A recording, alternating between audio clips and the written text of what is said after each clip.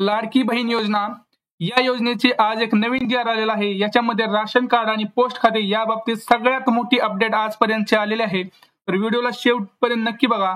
काय अपडेट आहे ती मी तुम्हाला सांगणार आहे व्हिडिओपर्यंत. पण त्याआधी जर तुम्ही माझ्या चॅनलवरती नवीन असाल तर माझ्या चॅनलला सबस्क्राईब करून ठेवा. कारण मी जसं जसं नवीन अपडेट येत असेल, जसं जी आर पास होत आहे तसं मी तुम्हाला लगेच व्हिडिओ इथं देत आहे. हे बघा, आज 12 जुलै रोजी शासनाने एक नवा जी आर पास केलेला आहे, ज्याच्यामध्ये त्यांनी सांगितलं आहे राशन कार्ड आणि पोस्ट खाते या बाबतीत सगळ्यात मोठी अपडेट आज तुम्हाला मी देणार आहे. आणि हे सगळं व्हिडिओ नीट बघा, तरच तुम्हाला 1500 रुपये भेटण्यास मदत होईल. तर चला आज बघूया आपण जी आर काय आहे नेमका. तर तुम्हाला मी आज डायरेक्ट जी आर दाखवत आहे. जी आर आपल्याला सगळ्यांना माहिती आहे, जेव्हापासून आपलं लाडकी बहीण योजना आलेली आहे त्यापासून म्हणजे 3 जुलैपासून सगळे आपण ऑनलाईन फॉर्म भरत आहोत. यासाठी सगळ्यात महत्वाचं काय होतं तर कागदपत्रामध्ये काय होतं तर कोणाकडे किती कागदपत्र आहेत ह्याच्यामध्ये खूप शंका होत्या की हे कागदपत्र चालेल का, ते कागदपत्र चालेल का, हे बँक खातं चालेल का, पोस्टचं ऑफिसचं खातं चालेल का. ह्या सगळ्याबद्दल मी आज तुमची एक शंका जी आहे ती दूर करणार आहे या जी आरच्या माध्यमातून. हे बघा, हा जी आर आहे 12 जुलै 2024. याला आज शासनाने काढलेला आहे, शासनाने मान्यता दिलेली आहे. त्यात त्यांनी असं सांगितलं आहे, मी तुम्हाला डायरेक्ट आता सांगत आहे, जे काही महत्वाची आणि सगळ्यात इम्पॉर्टंट जी आहे ती म्हणजे राशन कार्ड. आता राशन कार्ड काय होतं मित्रांनो, राशन कार्ड हा उत्पन्नाच्या दाखल्याला एक पर्याय होता. म्हणजे जर तुमच्याकडे उत्पन्नाचा दाखला नसेल तर तुमच्याकडे जर पिवळं रेशन कार्ड किंवा केशरी रेशन कार्ड असेल तर तुम्ही त्या दाखल्याऐवजी तुम्ही देऊ शकत होता. पण आता ह्याच्यामध्ये एक त्यांना मोठी त्रुटी आढळून आली की एखादी जी नवविवाहित महिला असते, नवविवाहित महिला आहे म्हणजे तिचं आता महिनाभरच झाले लग्न झालेलं आहे किंवा 2 महिने झालेला आहे किंवा वर्ष झालंय किंवा खूप दिवस झाले, तरी पण त्यांचं नाव अजून त्यांच्या जे तिच्या नवऱ्याचं घर आहे त्या ज्या रेशन कार्डमध्ये नाहीये. मग आता अशा ठिकाणी काय करायचं, कारण तिच्याकडे समजा दाखला पण नाही काढता येत, तिला रेशन कार्ड आहे पण रेशन कार्डावरती नाव नाहीये. मग अशा टायमाला त्यांनी काय करायचं तर जे काही नवविवाहित महिला आहेत किंवा ज्यांनी काय अजून त्यांच्या रेशन कार्डचं नाव चेंज करून घेतलेलं नाहीये, त्यांनी आपल्या वडिलांकडचं नाव कमी केलेलं नाहीये, ते कमी केलेलं नाव इकडे त्यांनी ऍड केलेलं नाहीये, तर यांच्यासाठी एक सगळ्यात मोठी आणि सगळ्यात आनंदाची बातमी तुम्हाला मी आता सांगतो की ज्या कोणी अशा महिला आहेत त्यांचं त्याच्या नवऱ्याच्या रेशन कार्डवर जर नाव लावणं शक्य होत नसेल लगेच, पण जर त्यांच्याकडे विवाह नोंदणी प्रमाणपत्र असेल म्हणजेच मॅरेज सर्टिफिकेट जर असेल, ज्यांच्याकडे परत एकदा ऐका, ज्या महिलांना रेशन कार्डवर आपल्या नवऱ्याच्या रेशन कार्डवर नाव नाहीये पण त्यांना लगेच लावणं आता शक्य नाहीये, त्याला वेळ लागत आहे, तर तशा महिला आपलं जे मॅरेज सर्टिफिकेट आहे म्हणजे विवाह नोंदणी प्रमाणपत्र आहे, अशा नवविवाहित महिला तिच्या पतीचे रेशन कार्ड म्हणून उत्पन्नाचा दाखला ग्राह्य करण्यात यावा अशी आज योजना आलेली आहे. असा जी आर पास झालेला आहे. सगळ्यात महत्वाची बातमी,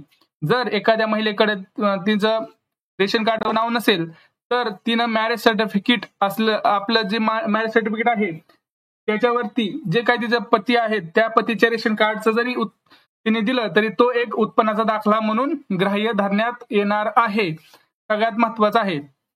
कारण काय होतं आता सगळ्यात महत्वाचं तुम्हाला एक सांगतो, जी काही परराज्यात जी आलेली आहे, जन्माला आलेली जी स्त्री असते आणि ती सध्या महाराष्ट्रात वास्तव्य करते, तर त्या महिलेनं महाराष्ट्रातील आदिवास असणाऱ्या पुरुषाबरोबर विवाह केला असेल तर अशा बाबतीत त्यांच्या पतीचे जन्म दाखला किंवा शाळा सोडल्याचं प्रमाणपत्र किंवा आदिवास प्रमाणपत्र ग्राह्य धरण्यात येत आहे. याशिवाय महिलेच्या पतीचे 15 वर्षापूर्वीचे रेशन कार्ड व 15 वर्षापूर्वीचे मतदान कार्ड देखील ग्राह्य धरण्यात येणार आहे. आता सगळ्यात महत्वाची घोषणा मी तुम्हाला आज करतो, जी काही बँक खाता किंवा पोस्ट खाता आहे आपलं. आता मला खूप सारे कमेंट येत होत्या, दादा आमचं पोस्टामध्ये बँक खातं आहे, पोस्टातलं बँक खातं चालेल का, आम्हाला याने असं सांगितलं याने ते सांगितलं. तर आज सरकारने स्वतः जाहीर केलेलं आहे जी आर मधून की या योजनेसाठी म्हणजेच सदरच्या योजनेसाठी कुठली माझी लाडकी बहीण योजना याचा लाभ घेण्यासाठी पोस्टातील बँक खाते ग्राह्य धरण्यात येणार आहे. म्हणजे सगळ्यात मोठी बातमी अशी आहे, पोस्टातील बँक आता तुम्ही जे पोस्टातील बँक खाता आहे हे तुम्ही ह्याला देऊ शकता. सगळ्यात मोठी बातमी, जर तुमचं पोस्टात बँक खातं असेल तर तुम्ही ते बँक खाते देऊ शकता. हे चालणार आहे. क्लिअर झालं तुमचे डाऊट? एकदम क्लिअर झाले? पोस्टातलं बँक खातं चालणार आहे, तुम्ही देऊ शकता.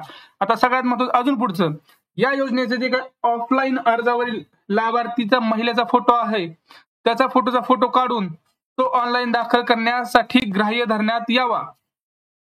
त्याच्यावरती अजून एक लक्षात घ्या, योजनेच्या ऑफलाईन अर्जावरील लाभार्थीच्या महिलेचा फोटो काढून तो ऑनलाईन अर्ज दाखल करण्यासाठी ग्राह्य धरण्यात यावा. ही एक पुढची मोठी अपडेट आहे.